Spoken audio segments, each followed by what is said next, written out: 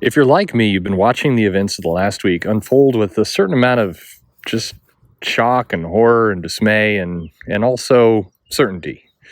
Many of us saw this coming in a lot of different ways. The polarization, the you're with me or against me kind of behavior on all fronts was always going to lead here. And now here we are in this wonderful world of comics, and we are more divided than ever before. So how do we get back and let's take a look over the last couple days and some of what's happened.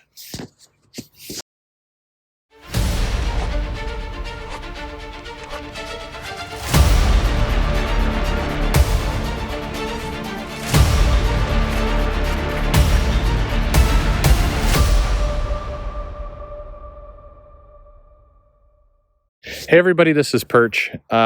It has been quite a weekend of destruction and damage, following up from, the pretty horrific events of George Floyd. It's by the way, not as a couple commentators on CNN said last week, George Foreman. This is not about George Foreman. It's nice that even in these times we can count on our media in all its forms to be inaccurate. Look, I think this is a situation is not that complicated, and I think we've made it complicated by wanting to get into nuance and wanting to get into all the different little segments. And a lot of these aren't necessary. What happened to George Floyd was murder. We can talk about, why was he there, and, the police are tired and they're overworked and maybe not trained, and all that may be true. Like any profession, anything, there are people who are veterans, who are experts, there are people who are novices, there are people who make mistakes, there are good police and there are bad police, just like there are good flight attendants and bad flight attendants. The difference with police is their actions have a lot more consequence. If you get a bad, insurance agent, they might cheat you out of some of what you owe. They might not give you a discount. They may not file paperwork properly that causes an issue. Those are not good things, and they definitely would cause an inconvenience and could cause you financial trouble or time or maybe even legal trouble. A policeman who's bad, either willingly or by accident, can cost you your life, your friend's life. They can seed mistrust within a community. They can not do their core job. It's a hard job. And frankly, this is always why I've advocated for positions like this one, and in cases like teachers and other positions that have big consequence. Teachers do have massive consequence. If they do their job poorly, then you can just create a generation of either uneducated at best or terrible people. And I think you should pay them more. All these people. I think you should pay the police more. I think you should pay the firemen more. I think you should pay these jobs of high consequence much more. And with that, have a lot higher standards. I mean, this particular policeman apparently had some complaints. This shouldn't have been a case. And George Floyd was murdered. And I think the police officer involved should be tried for murder. I think the police officers around him should be tried as accessories to murder. I'm sorry. I think you're taking a job that has these kinds of consequences. You need to be held accountable. And that's a true statement, at least from my perspective. And again, everybody's welcome to their own opinions. On the other end of the spectrum, though, everything I just said does not give a free pass or justification to go out and mob and loot and destroy. And too many people want to live in a world of kind of prioritized principles where we can say, well, looting Macy's is not as bad as somebody losing their life. And they're right. Stealing is less serious of a crime than murder, but they are both crimes. And this is not like in a zombie movie where you have to break into a building because the horde of zombies are coming after you and it's your life. The people running into Macy's and stealing clothes and Best Buy and Target and these places, they were not under threat of death. This is not one of those old parables where would you steal a loaf of bread to feed your family. These people were not stealing giant Samsung TVs and Louis Vuitton merchandise to feed their family. They were stealing it because they believed they could get away with it, and they did. And so we can't live in a world where we can only accept one bad thing at a time. Many things can be bad. In this case, we do have something bad. And I think any reasonable adult, any functional human being, if you're unable to say, well, I can't think of more than one bad thing at a time, then you're not ready for the world. You do need to move back in with your parents, back into the basement. Let them make your decisions for you, because you're not a functional adult. The reality, though, is a 6-year-old can grapple with multiple things at once. We see people who are excusing this kind of violence and looting and everything else in the name of George Floyd, and that is pathetic and tragic.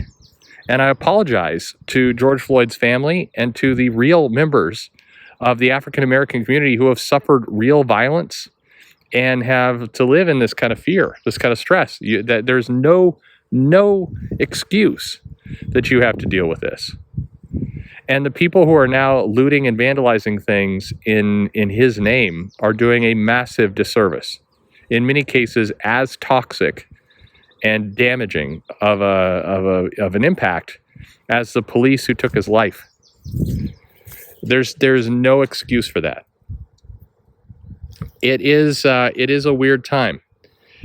In comic books, we have now multiple shops that were looted.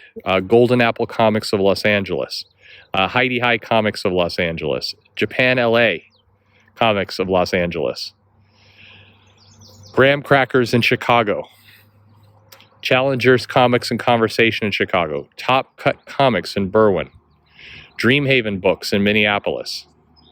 There are multiple comic shops in the Seattle area, including ones that weren't opened yet, ones that we're trying to open, like mine, that were vandalized.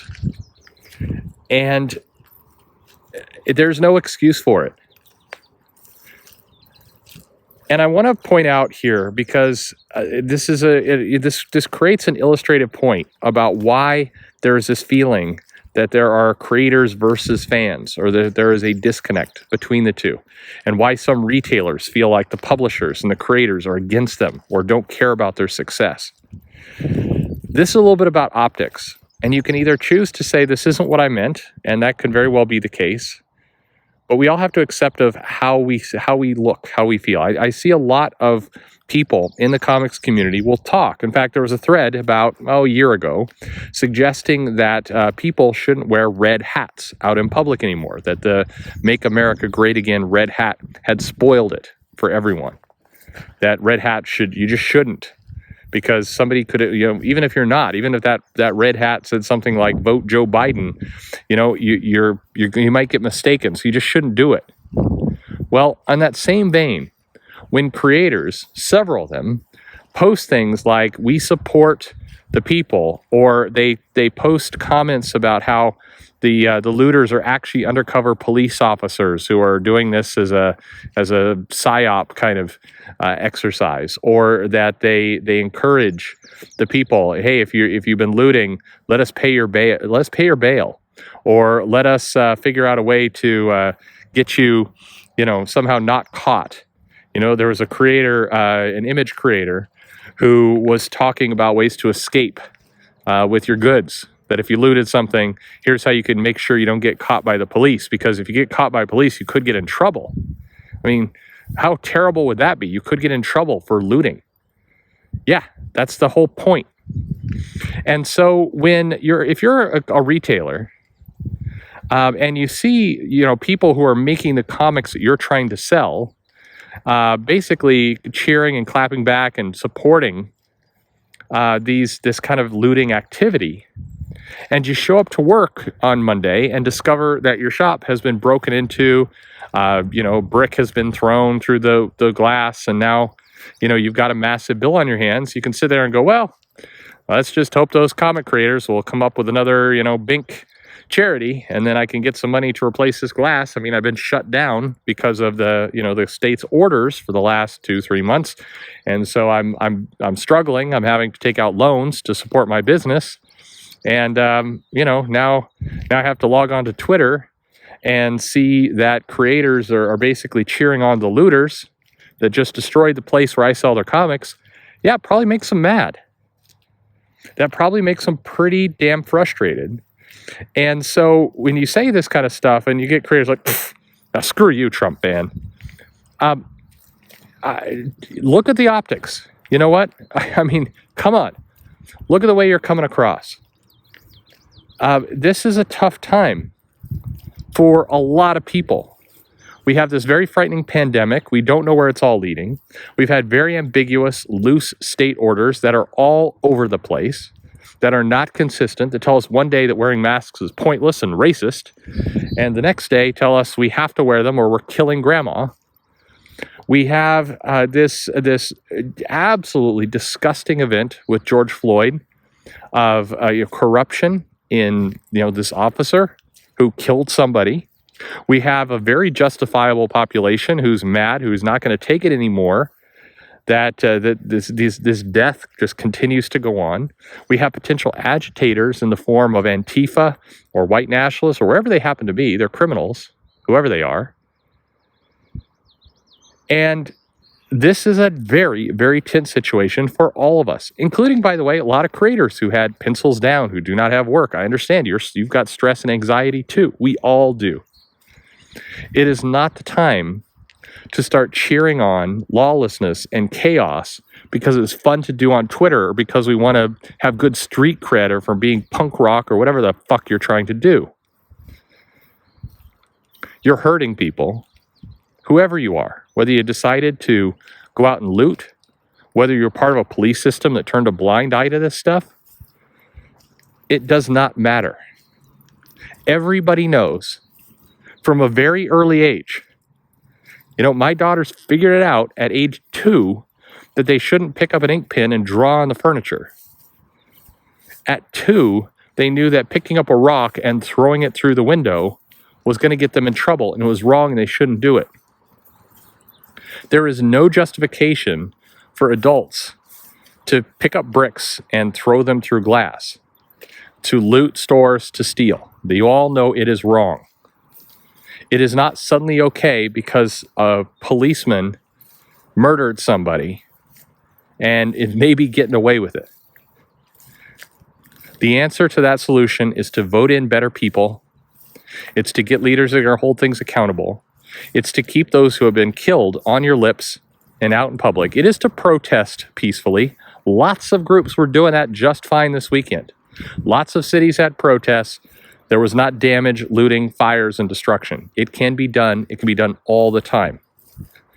If you think you're getting attention by destroying things, the only attention you're getting are for people to leave your state, not open up at all in the future, and basically, get themselves as far away from you as possible. You will wind up with nothing. It's a tough situation. I feel very bad. Hopefully, if any of you were caught up in any of this, I'm sorry. If there's something I can do to help, please reach out, and I will. I want us to come together. I want fans and creators. This divide that exists between us is garbage, and it's gone on for too long, and it's not fun, and it hurts the industry, and it hurts our ability to enjoy these simple things that we love. That's got to end. And we all have to make some changes. We all have to realize how we're coming across to each other and just stop with this stuff. I hope you're doing okay out there. I hope you're safe. Let me know if you have any comments you want to vent. Please do in below. Let's hey, thanks for listening. And if you need me to, I'm here to listen to you too.